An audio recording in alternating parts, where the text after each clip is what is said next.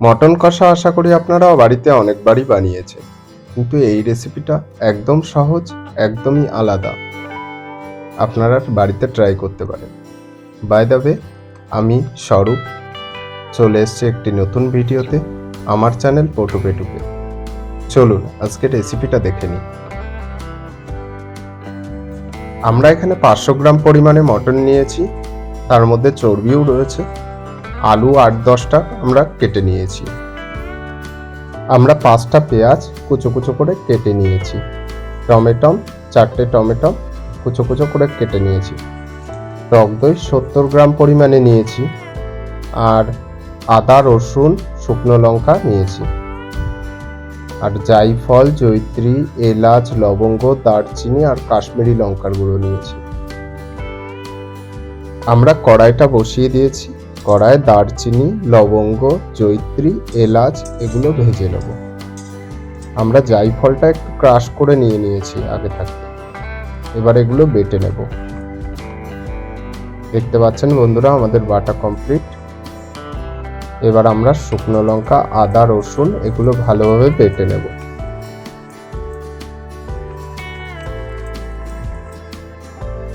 হয়ে গেছে আমাদের বাটা।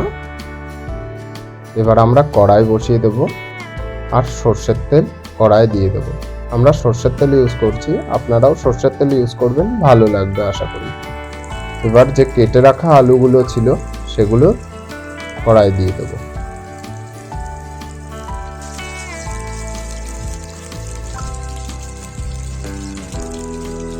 একটু হলুদ দিয়ে দেব, 1/2 চামচ পরিমাণ।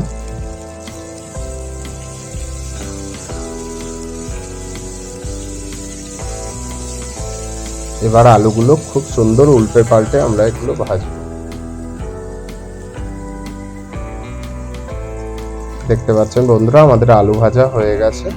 আলুগুলো তুলে নেব।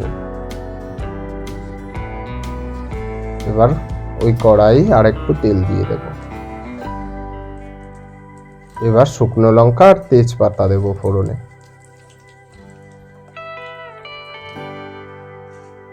এবার বন্ধুরা আমরা পেঁয়াজটা দিয়ে দেব।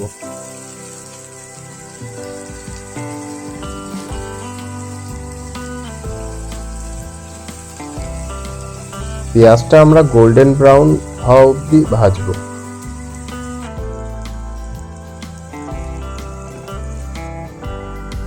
দেখতে পাচ্ছেন বন্ধুরা, আমাদের পেঁয়াজটা হয়ে গেছে। এবার আমরা বাটা যে মশলাটা ছিল ওটা দিয়ে দেব।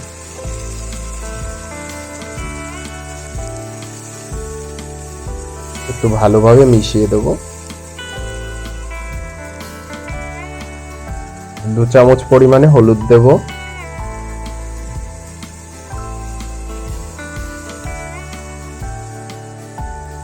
পরিমাণ মতো লবণ দেব।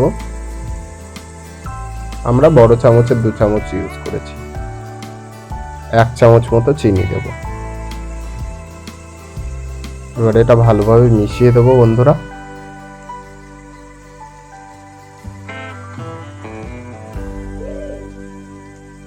দেখতে পাচ্ছেন বন্ধুরা, আমার তেল ভেসে উঠেছে, মশলা হয়ে গেছে। এরকম টাইমে আমরা টমেটো দিয়ে দেব। আর টমেটোটা দেওয়ার সাথে সাথে বন্ধুরা একটু নুন দিতেই হবে। নুন দিলে টমেটোটা তাড়াতাড়ি গলে যায়। আগেও যেহেতু আমরা নুন দিয়েছি, আপনারা নুনটা দেখে শুনে দেবেন।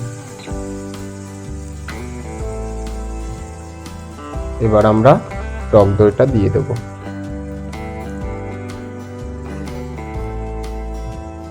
টক দইটা দেওয়ার সাথে সাথে বন্ধুরা নাড়াতে হবে, কারণ টক দইটা যদি না নাড়ানো হয় টক দইটা ফেটে যাবে। আর টক দইটা দেওয়ার সাথে সাথে গ্যাসের ফ্লেমটা লো করে দেবেন। দেখতে পাচ্ছেন বন্ধুরা, আমাদের টক দইটা প্রায় মিশে গেছে, তেলও ভেসে উঠেছে।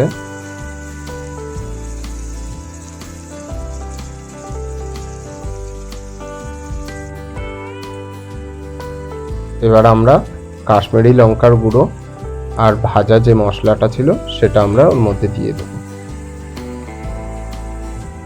এটা ভালোভাবে মিশিয়ে দেব।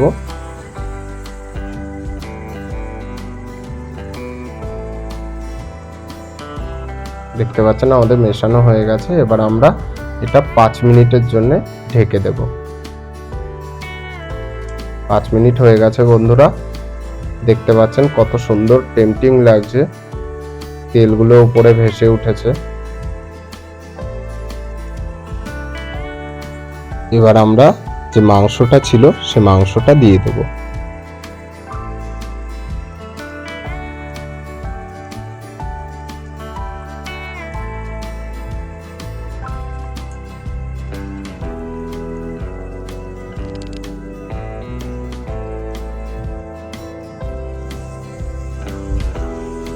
এবার একটু মিশিয়ে দেবো বন্ধুরা।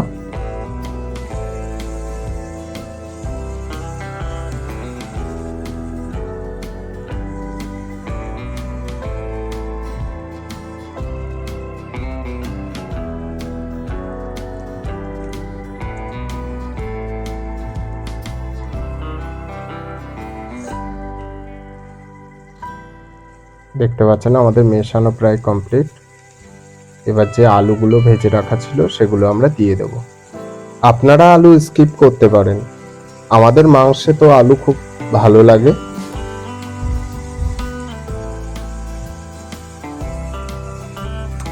এবার এগুলো মিশিয়ে দেবো বন্ধুরা।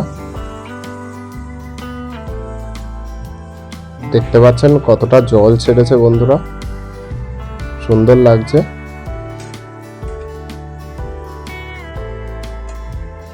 এবার আমরা এটা 10-15 মিনিটের জন্য ঢেকে দেব। গরম জল বসিয়ে নিয়েছি বন্ধুরা, 10 মিনিট হয়ে গেছে বন্ধুরা।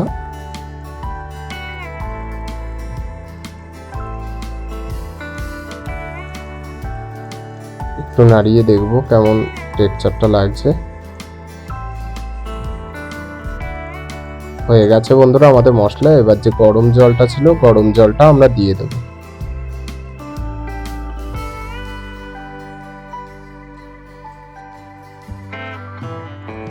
গরম জলই আপনারা ইউজ করবেন, না হলে মাংস সিদ্ধ হতে চায় না।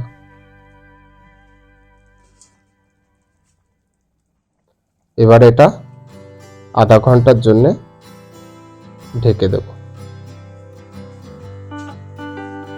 আমাদের প্রায় 40 মিনিট লাগলো। হয়ে গেছে প্রায় বন্ধুরা, আমাদের মাংসও সিদ্ধ হয়ে গেছে। এবার আমরা ঘি দিয়ে এটা নামিয়ে নেব।